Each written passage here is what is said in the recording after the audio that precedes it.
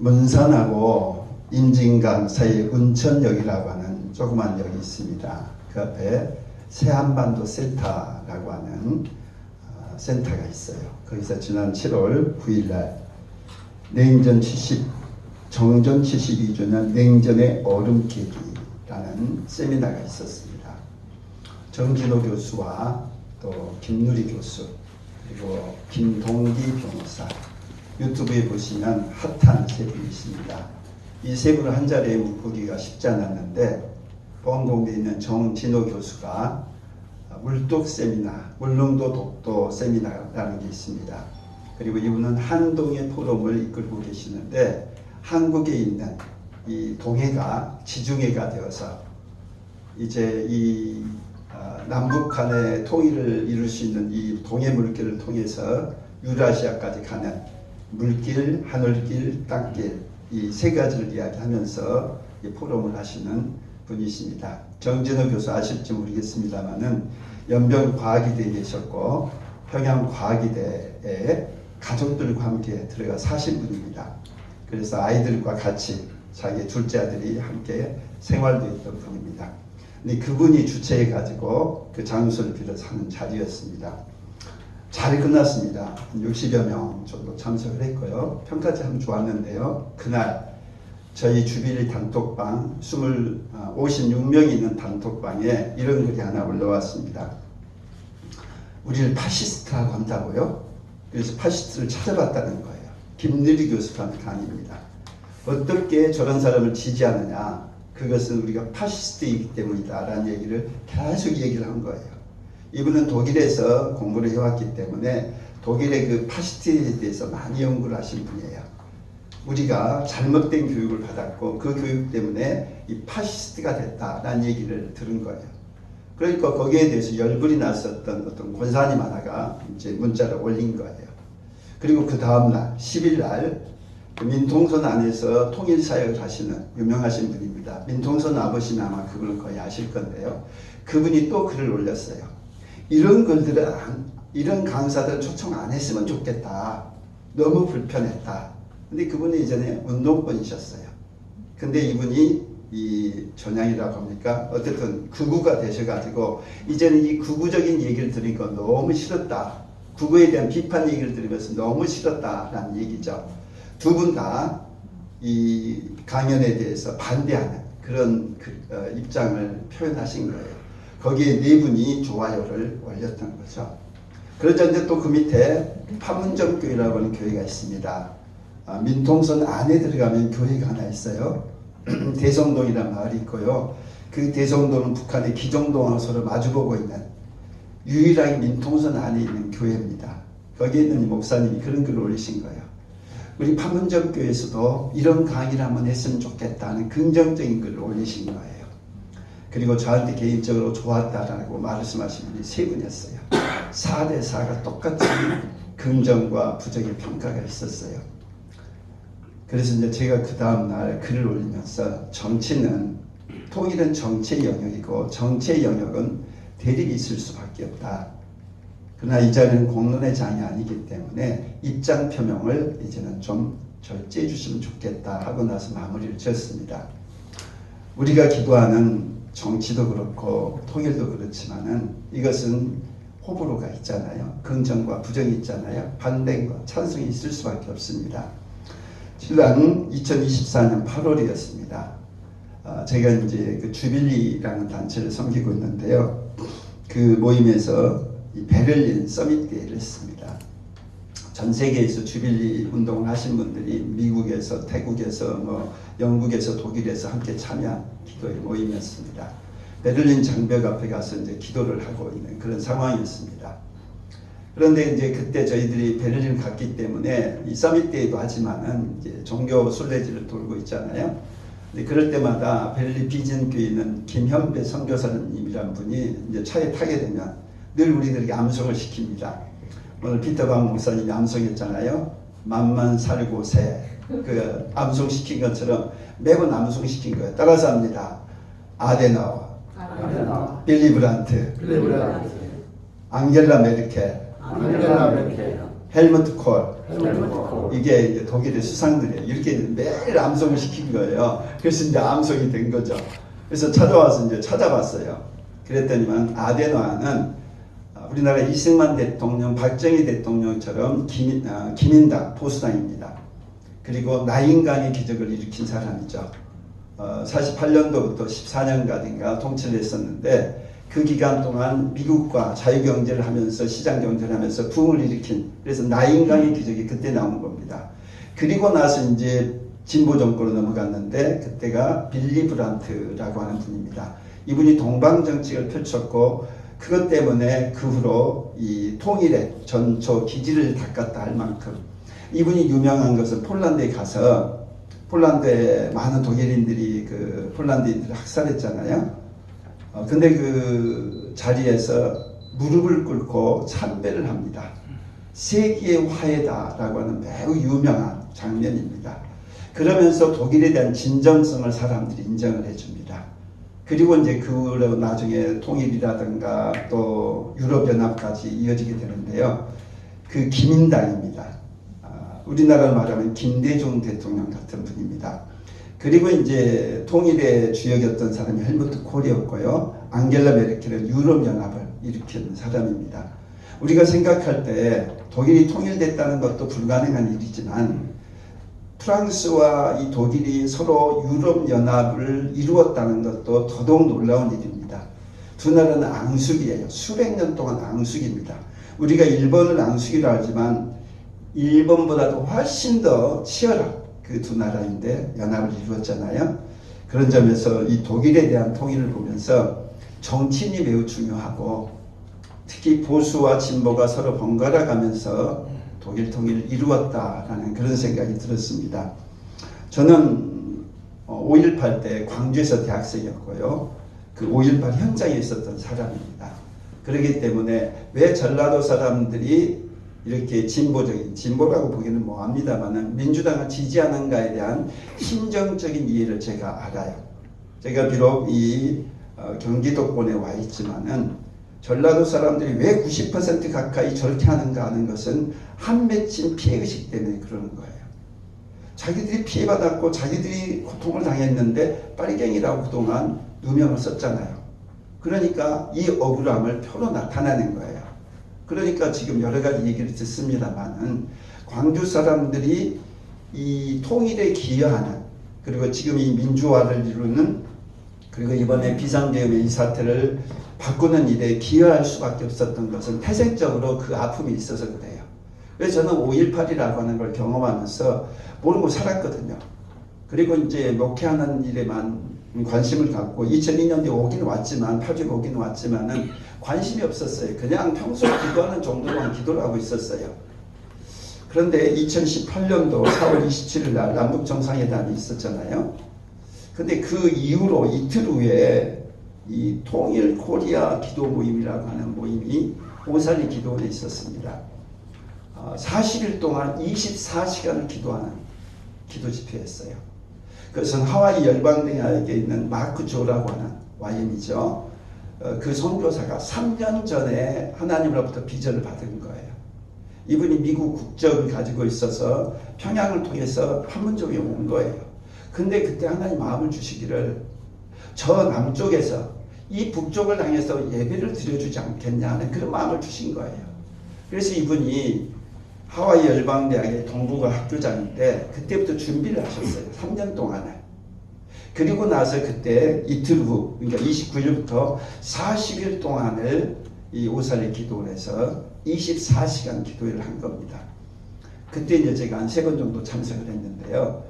브라질에서도 왔고, 핀란드에서도 오고, 독일에서도 오고, 여러 나라 각국의 이 젊은이들이 함께 온 거예요. 그리고 이 한반도를 위해서 기도를 한 겁니다. 제가 참 부끄러웠어요. 저는 광주 사태가 이 분단의 이 아픔 때문에 이루어진 거잖아요. 분단이 없었다면 광주 사태는 일어날 수가 없잖아요. 군인들이 왔다는 것도 있었지만 그 진압했던 사람들이 휴전선에서 있었던 군인들이 와서 진압을 했단 말이죠. 그러니까 광주 사태는 어찌 보면 이 남북 분단의 희생양이에요.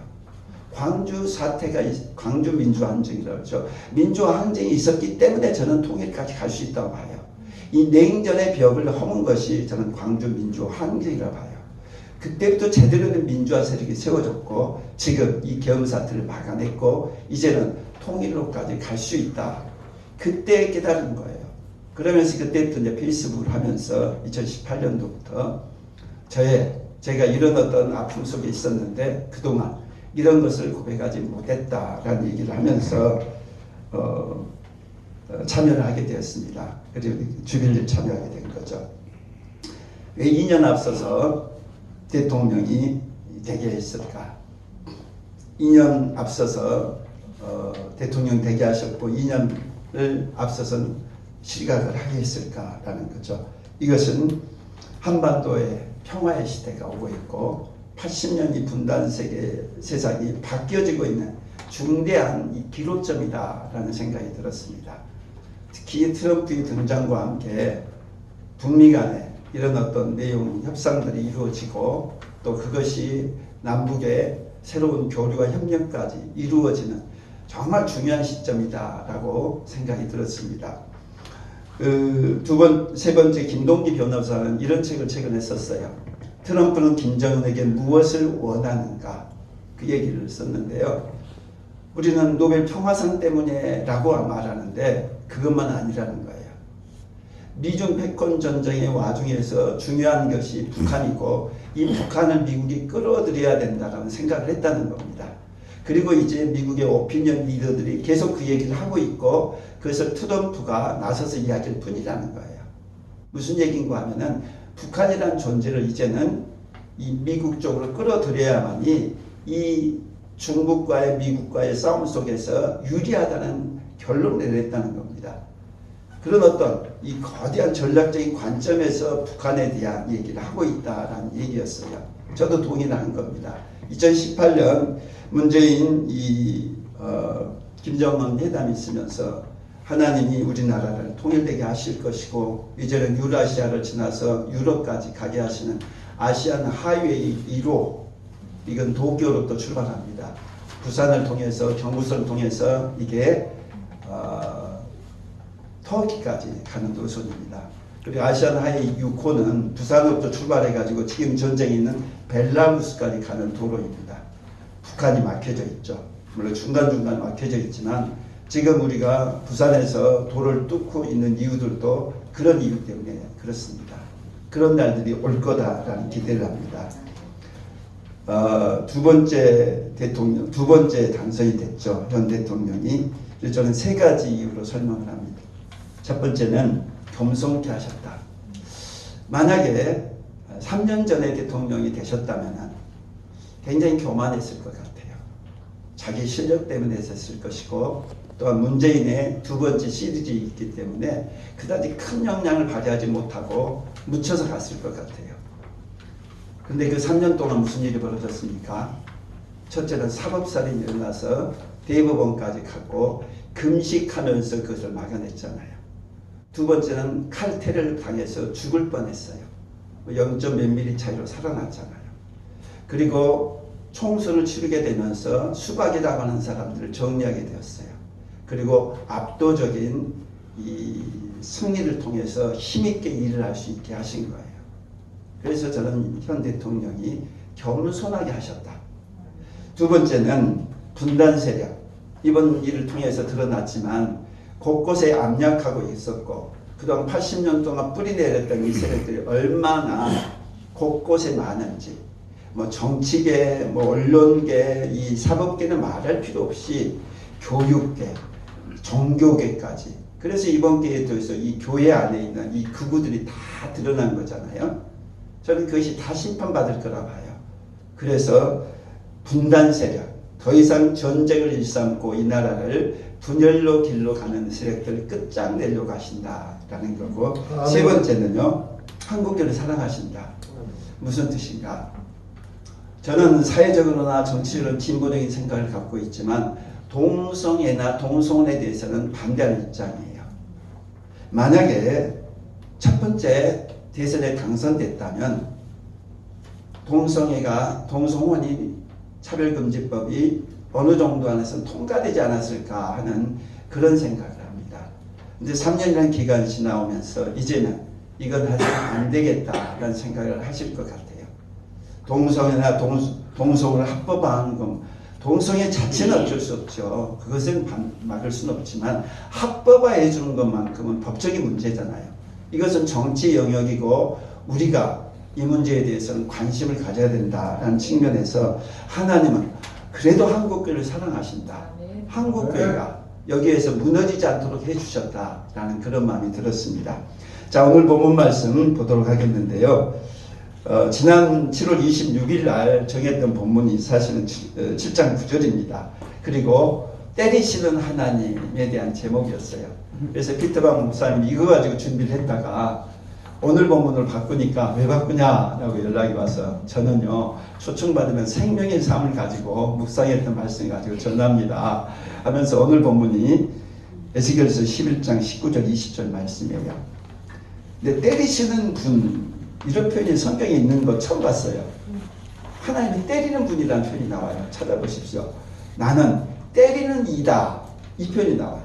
하나님이 때리시는 하나님 이런 표현 잘 못 듣잖아요. 근데 이런 자리에서 때리시는 하나님을 전한다? 이건 좀 안 맞았던 것 같아요. 근데 날씨로 여러 가지 이유 때문에 이제 한 주 연기했잖아요. 근데 오늘은 새 영, 새 마음을 주신다라는 이 말씀이어서 그렇지. 하나님은 때리시는 것을 끝나는 게 아니라 새롭게 하시는 분이지 라는 마음이 들어서 오늘 본문을 에스겔서 11장을 잡았습니다. 에스겔서 37장을 보면 두 가지 말씀이 나와요. 우리 마른 뼈 한 상 잘 아실 겁니다.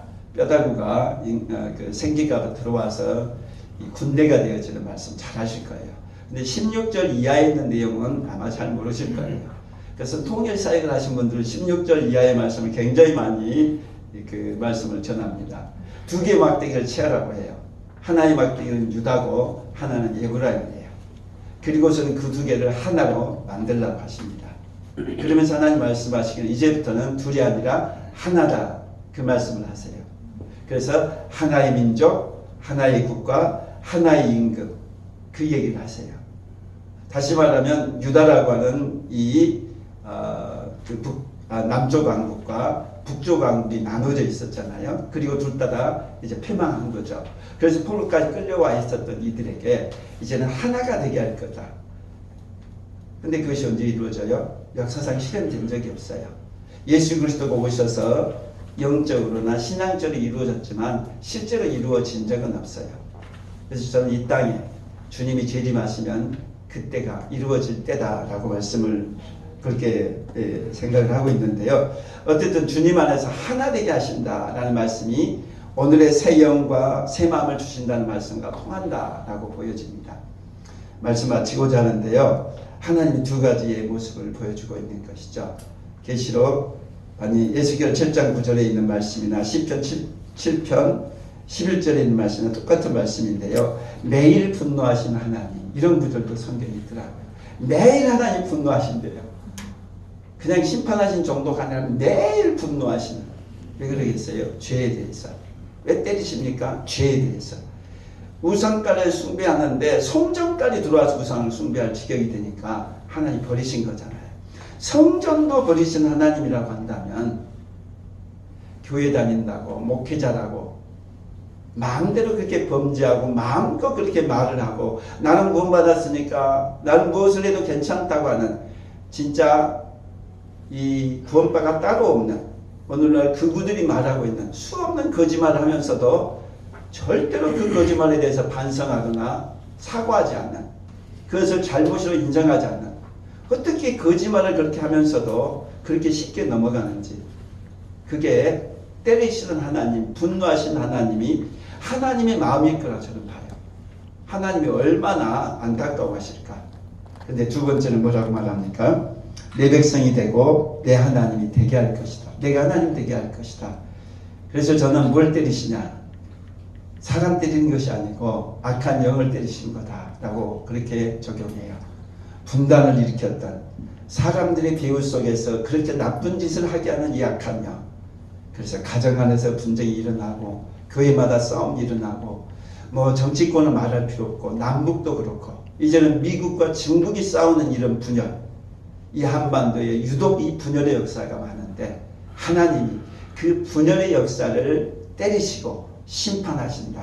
그렇게 믿습니다. 우리들에게 새로운 나라, 새로운 역사 일으켜 주신다는 것은 새로운 대통령뿐만 아니라 그 다음도 또 있어야 되잖아요. 또 그 다음도 있어야 되는 것이고 통일의 길까지 갈 때 하나님께서 새로운 나라 일으키실 새로운 지도자 세우라고 우리를 불러주셨으니 또 계속적인 기도하는 우리가 됐으면 좋겠습니다. 하나님 아버지, 오늘 이 자리가 비록 소수의 자리이지만 나라를 위한 기도의 자리가 되게 하시고 특별히 하나님의 마음에 합한 하나님이 어떤 분인가를 알고 기도하는 기도의 자리가 되어지기를 원합니다. 맘만 살 곳에 그것은 개인의 기도이기도 하지만 3년 전 그 아픔을 통해서 이 나라가 만신창이가 되고 이 나라가 차치라면 완전히 나락에 떨어질 뻔했던 그 이 민족의 아픔을 우리 피터방 목사님이 몸으로 체험하신 것이고 또 그것을 살려주신 하나님이 계엄사태를 막아주시고 통일의 길로 가게 해주실 줄로 믿습니다. 네, 작은 기도에 응답해 주시는 예수님 이름으로 기도하옵나이다. 아멘.